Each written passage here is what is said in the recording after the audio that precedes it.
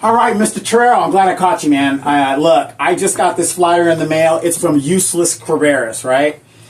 I never heard so much BS in all my life, and I need you to fix this out because I know that you're running for mayor, and of course I've already voted for you because why wouldn't I want to vote for you? But this is some stuff I just can't understand. He says that jobs not done, priorities for the next 2 years. These are his priorities, and I just want your opinion. Okay. So some of my listeners and people, could kind of look at it because the election is next week.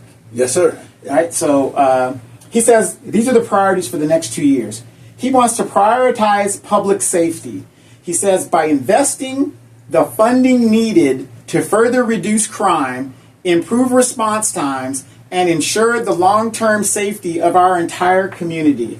Now, my question to you is, what does he mean by prioritize public safety? Well, he's been on there for 2 years. Why is he doing it now? Why he couldn't have done it the last 2 years? So basically, he's basically saying he hasn't prioritized public safety? That's what he's saying. Okay, well, that's something people got to think about. What is your thought on his thing of expanding access to education? I was unaware that the city council has authority over the educational boards. Oh, they don't. That's the school board's role. So why is he saying that he has power to expand access to education? It just, to me, what's the word? It's just a red herring. Red herring. Because he's saying by successfully opening the city's 4th library branch, installing 10 new little free libraries across town, and helping college students pay for their tuition. I didn't know my tax dollars for the city goes toward college tuition. Well, they have something called Moreno Valley Promise. Mm-hmm. So that's something that the city set aside money to help kids to go to Moreno Valley College. Okay. It's some kind of grant. They just like $100, $200. Yeah, but he didn't do it though. It was a council approval thing. It was not something he did. Oh, so basically, so far he's basically kind of extending the truth. Well, yeah, he's not telling the whole truth. The whole story. Yeah, the whole story, because he's not saying the fact that, again, crime is not down. Mm-hmm. And the fact that why are you waiting now to prioritize crime prevention or for public safety? You've been there for 2 years. Now you're doing it. It seems like every time it's an election, there's always some kind of new initiative. Why you didn't do it the first year you were in office? Right, and I don't understand this. He's been endorsed by the fire department, which is great, but I notice he doesn't have an endorsement from law enforcement. Since he prioritizes, he doesn't have an endorsement from the police department. That is interesting, because I got the endorsement from Sheriff Bianco and Mike Hestron. Mike Hestron, the DA. The DA. So it's kind of, as a voter, it kind of brings up questions for me. He also says, make sure our local businesses thrive. What does he mean by that?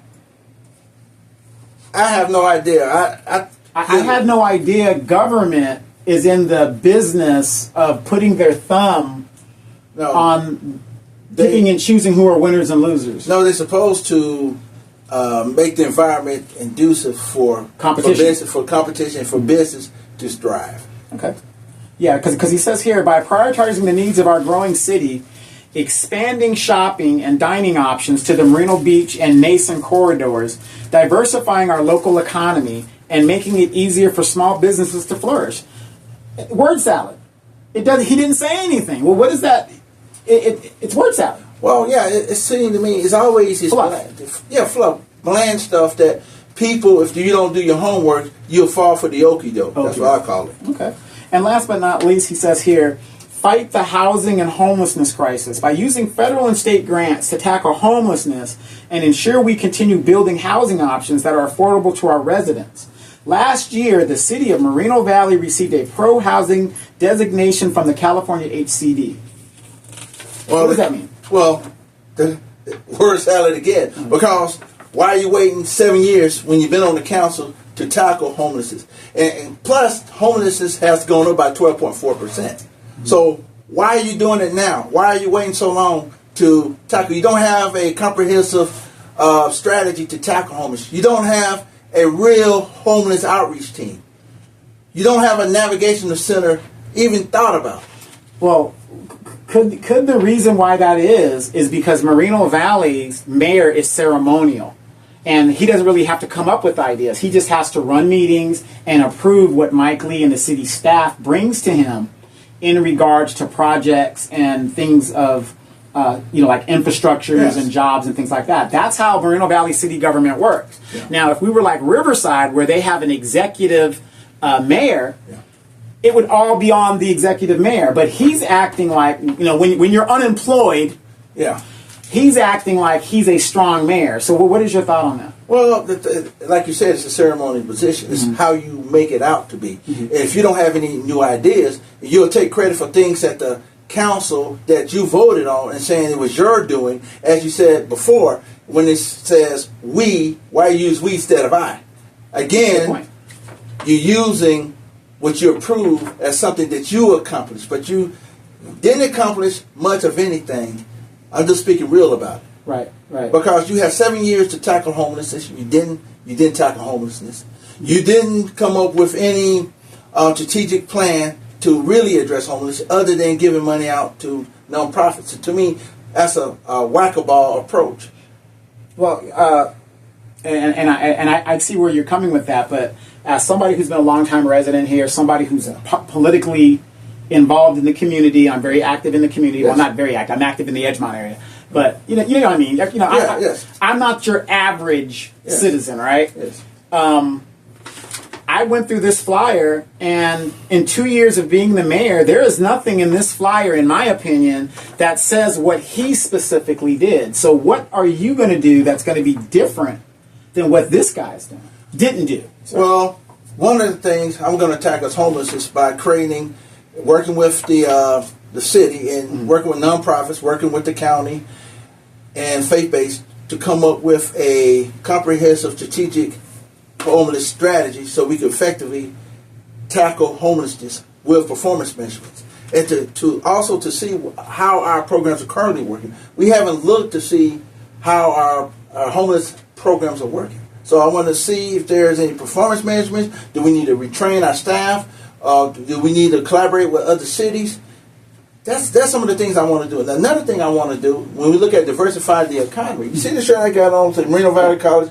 People make jokes of it, but it's a real thing because the key component of job training is going to come from a community college. We have a community college that has been underutilized, and we need to create this earn and loan approach with the high growth industries in our community to create career paths, working with our city to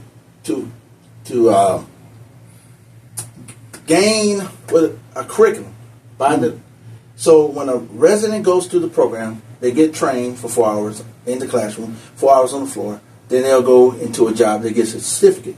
Because most of the jobs we have in our community, it has economic mobility, but people can't get to them. So that's another thing. A third thing I want to do is tackle public safety, and that means retail theft.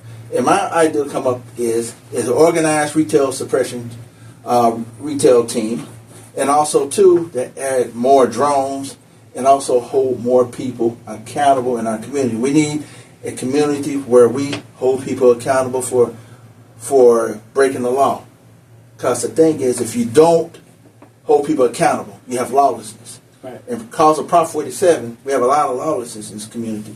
But if we don't put the resources, like for parking, like legal parking and disabled parking spaces, people parking on the curbs, trucks parking in residential, we don't hold people accountable, then people think it's okay to break the law. But under my watch, it's not okay to break the law. You will be held accountable if you break the law in this community.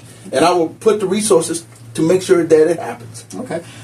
Last but not least, on this particular flyer, Daryl, I don't know if you saw, he's being endorsed by Corey Jackson. Now, for those of you guys that don't know, Corey Jackson is the assembly member in California, the 60th Assembly District. Corey Jackson was the bootlick, sellout, black assembly member that refused to bring the reparations bill to the floor. And as a black person, if this man is being endorsed by Corey Jackson, he doesn't deserve my vote. And for a lot of African Americans out there and people who really needed that reparations bill, and by the way, if you're a taxpayer, that reparations study costed you guys over $5 million, and that money went into the pockets of their buddies that they appointed to the board who made recommendations that was supposed to be voted on. Either it's going to, yes or no. He didn't even bring it to the floor. So I want you guys to know that. He's also endorsed by Mark Takano. As you guys know, Mark Takano does not do anything for this district. And by the way, I worked on Mark Takano's campaign when he first went to Congress. And this man is not the same man he was when he first went. Him and Corey, when it comes to LGBTQ and all that other stuff, they're all for it. But when it comes to veterans and African Americans, nothing has been done. And if you guys want to challenge me on that, go look at their record. Google their record, and you're going to see all this LGBTQ, illegal migrants, all that other stuff, but nothing for the people who sent them to do the work of the districts. So I just want to bring that up. Yeah. He's also endorsed by Sabrina Cervantes and a bunch of different organizations, but one of the ones that I think that is really, really problematic is he's also endorsed by Planned Parenthood. Now, let's stop with this women's reproductive rights and call it for what it is. It's called abortion. And I want you guys to understand, this is me, this is not Daryl, this is me. Why are they trying to cover up and reword abortion? There's nothing reproductive about abortion. It's deductive. It's not reproductive. So this reproductive women's rights, and I don't care how you feel about it. My issue is not what a woman can do with her body. That's on her. My question is, why aren't you just saying what it is? Why are you trying to cover it up? Just say what it is. It's abortion.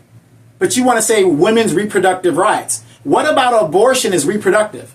Absolutely nothing. So I just wanted to bring that to everybody's attention. But I got one more thing I want to talk to Daryl about. Okay. You guys know there's been an awesome flyer that came out, and it's called The Cats of Moreno Valley. And I want to ask you a couple questions on it.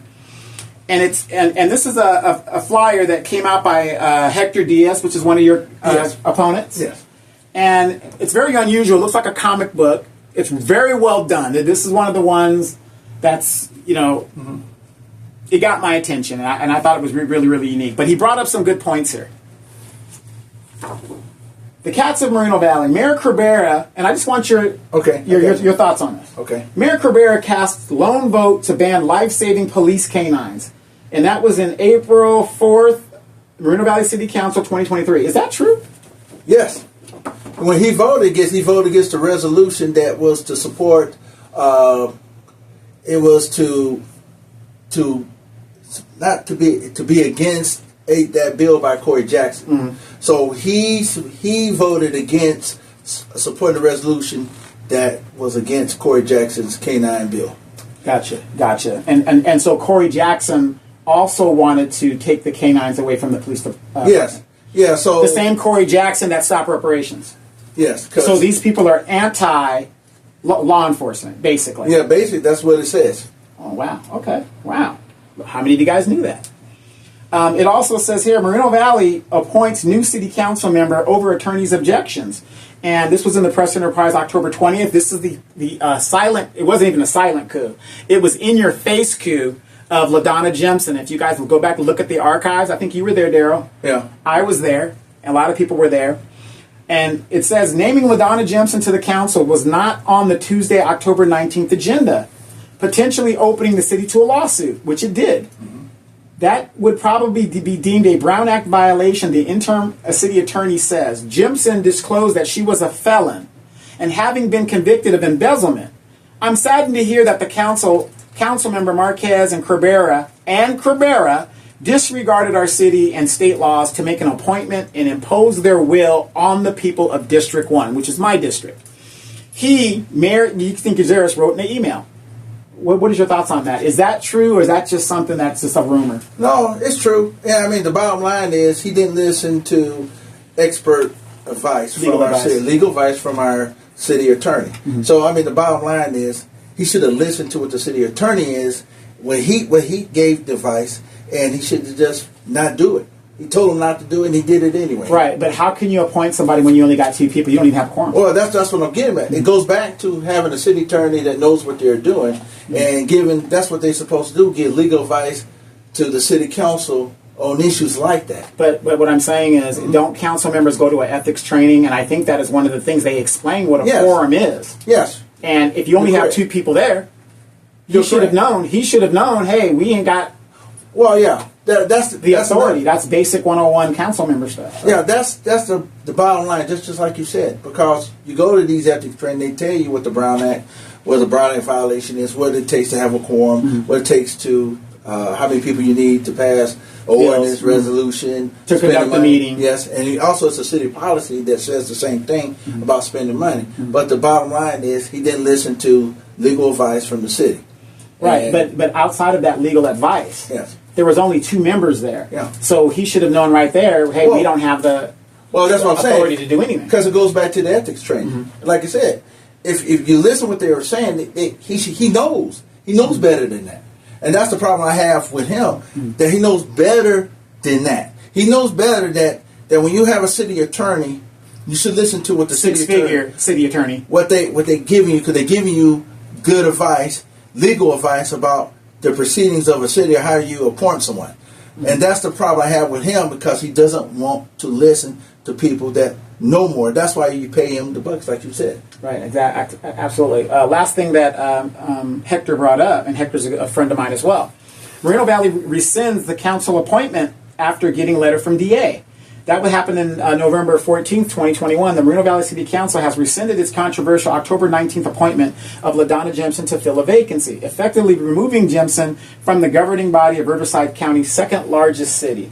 Now, off the top of your head, would you happen to know how much that fiasco cost Moreno Valley? I know it took a month to remove Jemson.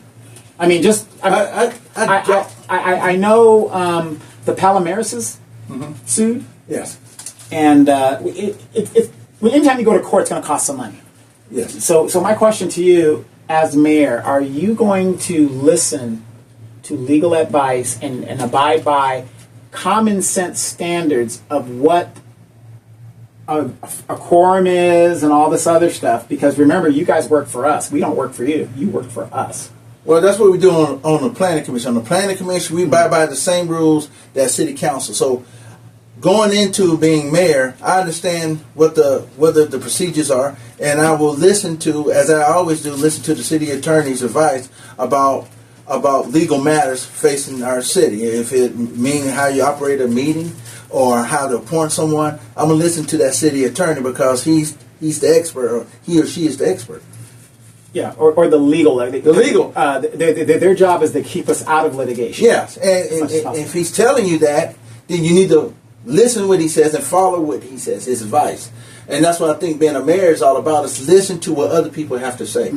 Now, and to come to a decision, but that's why they give you legal advice. When he says that don't do this, you better listen and don't do it. Right. And just say, you know what, maybe I should just take a step back, wait to then Mayor Gutierrez come back from wherever he's at, sick, and let's do it again when he's here. Right, and then you have enough people to do something. But but I remember at that time, LaDonna Jemson had been a former council member, and she was voted out of office, and it really took our voices away here in District 1. And of course, me being a District 1 resident, I wasn't going to let that stand. Well, I mean, when it comes down to it, there's rules and regulations that guides appointments to city councils.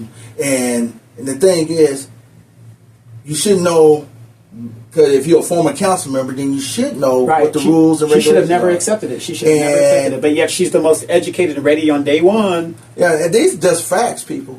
These are facts. And what I'm saying to you is facts. You know, a mayor, a council member should listen to legal advice. And to disregard to that is a travesty to our community. Well, let me ask you this: Why should I listen to legal advice when the taxpayer is going to pay for it? Well, the thing is, say again. Why should I listen to legal advice when the taxpayer is going to pay for it in the end?